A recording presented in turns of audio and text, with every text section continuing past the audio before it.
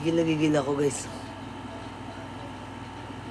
Alam nyo ba, itong Game Boy na to, parang kabataan ko, hindi kami makabili.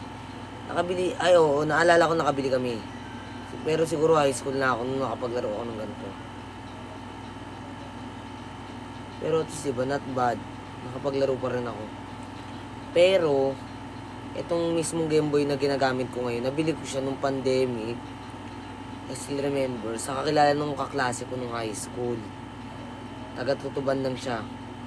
So, bakit ko binili? Siyempre, unang-una, yung cover SpongeBob. Tsaka pangalawa, guys, yung nilalaro ko ay SpongeBob din. Ayan o, legit. Baka nagigigil ako eh. Baka matalo ko eh. Malalagot ako nito. Uulit na naman ako sa next level. Sa unang level. Oy. So, yun guys. Enjoy lang ang pagiging bata. Dapat hindi ka tumatanda, ganun. Kasi pag masyado ko nagpapaka-stress sa buhay, wala, papangit ka lalo.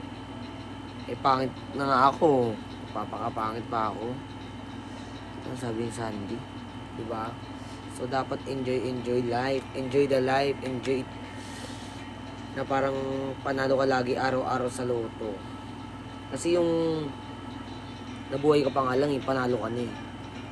Yung magmukha ka pang bata araw-araw tulad ko. Naks.